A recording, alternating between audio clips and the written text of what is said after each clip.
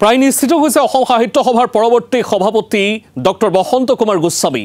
Doctor Upen Rabha হাকাচামক পৰাজিত কৰি সভাপতি নিৰ্বাচিত হোৱাৰ দিশে ডক্টৰ গোস্বামী। পৰৱৰ্তী কাৰ্যকালৰ বাবে সভাপতিৰ দায়িত্ব গ্ৰহণ কৰিব ডক্টৰ বসন্ত কুমাৰ গোস্বামীয়ে। পূৰ্বে অসম সাহিত্য সভাৰ প্ৰধান সম্পাদকৰ দায়িত্বটো আছিল ডক্টৰ গোস্বামী। আৰু আনুষ্ঠানিক ঘোষণা বাকি আছে বৰ্তমানো, কিন্তু প্ৰায় নিশ্চিত হোৱাৰ দিশে ইতিমধ্যে গতি কৰিছে। আমি এই মুহূৰ্তত পোনপটীয়া সম্প্ৰচাৰ সতীৰ্থ ৰূপম দলৈ আপোনাৰ কাষলৈ যাব বিচাৰিছোঁ। ৰূপম, যিহেতু যথেষ্ট উৎকণ্ঠা আৰু যথেষ্ট প্ৰতীক্ষা অসম সাহিত্য সভাৰ পৰৱৰ্তী সভাপতি কোন হ'ব, আৰু বহু জল্পনা কল্পনাৰ অন্তত আজি যিহেতু সমগ্ৰ ব্যৱস্থাৱলী আনুষ্ঠানিক হোৱাৰ দিশে গতি কৰিছে আৰু প্ৰায় নিশ্চিত হৈছে যে ডক্টৰ বসন্ত কুমাৰ গোস্বামী পুনৰবাৰ পৰৱৰ্তী সভাপতি হিচাপে নিৰ্বাচিত হ'ব। সবিশেষ তথ্য কি আছে?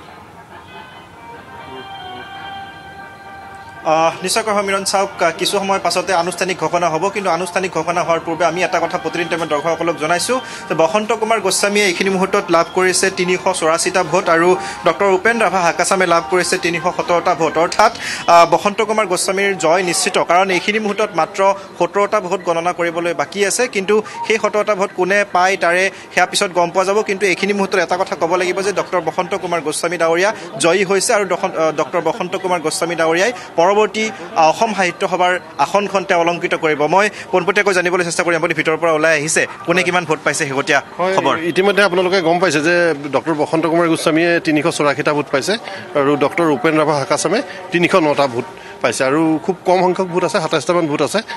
তাৰপিছতে আনুষ্ঠানিকভাৱে ফলাফল ঘোষণা কৰিব। এতিয়ালৈকে আনুষ্ঠানিকভাৱে ফলাফল ঘোষণা কৰা হোৱা নাই, কিন্তু এটা ছবিখন প্ৰায় স্পষ্ট হৈছে। কিন্তু আমি আনুষ্ঠানিক ফলাফল ঘোষণা কৰাৰ পূৰ্বে আমাৰ ক'বলৈ অলপ অসুবিধা হয়, কিন্তু মানে ছবিখন প্ৰায় স্পষ্ট হৈ পৰিছে। বসন্ত কুমাৰ গোস্বামী সকলোৰে এগৰাকী শ্ৰদ্ধাৰ ব্যক্তি, দুয়োগৰাকী শ্ৰদ্ধাৰ ব্যক্তি আছিলে, কিন্তু বসন্ত কুমাৰ গোস্বামীক এখন বেলেগ এখনত চোৱা হৈছিল। ইয়াৰ পূৰ্বেও তেওঁ অসম সাহিত্য সভাৰ দায়িত্ব তেওঁ পালন কৰিছিল। গতিকে এতিয়া তেওঁৰ ওপৰত গুৰু দায়িত্ব পৰিছে, কেনেধৰণে আশা কৰি আপোনালোকে? বিশেষভাৱে ইতিমধ্যে ভোট গণনা কাম আৰম্ভ হৈ আছে বা শেষ পৰ্যায়ত পাইছেগৈ, আৰু প্ৰায় সম্ভাৱনা অত্যাধিক বেছি হৈ আহিছে বসন্ত কুমাৰ গোস্বামী পৰৱৰ্তী অসম সাহিত্য সভাৰ সভাপতি পদত অলংকৃত হ'ব। ছাৰলৈ মই পোনপ্ৰথমে অভিনন্দন জনাইছোঁ। কিন্তু এটা কথা, অসম সাহিত্য সভাৰ এগৰাকী ভাষাবিদ হিচাপে, এগৰাকী চিন্তাবিদ হিচাপে, এগৰাকী বিশিষ্ট সাহিত্যিক তেখেত, আৰু তাৰ উপৰিও উপেন ৰাভা হাকাচামো সমান্তৰালভাৱে এগৰাকী ভাষাবিদ, এগৰাকী জনগোষ্ঠীয়ে নহয়, এগৰাকী অসমৰ বৰেণ্য ব্যক্তি।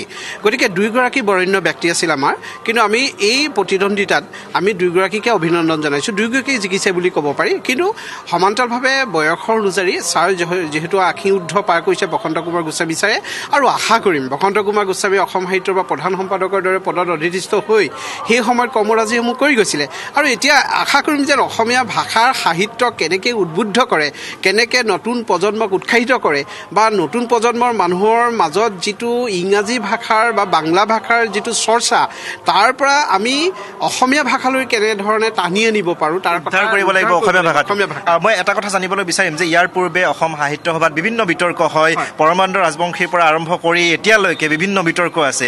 এই বিতৰ্কসমূহৰ ওৰ পৰিব নে নপৰে, কি ভাবে আপোনালোকে? প্ৰথম কথাটো হৈছে বিতৰ্কৰ থাকিবই, বিতৰ্কৰ কিছু কথা থাকিবই, কিন্তু এটা কথাই ঠিক যে অসম সাহিত্য সভাৰ পৰ্যালোচনা লাগিব, অসম সাহিত্যৰ বা সূক্ষ্ম বিশ্লেষণ লাগিব, এটা দিশ নিৰ্দেশন থাকিব লাগিব, এটা প্ৰজেক্ট থাকিব লাগিব। তেনেকুৱা ধৰণৰ এটা ভিউজ লৈহে এজন মানুহে কাম কৰিব পাৰে।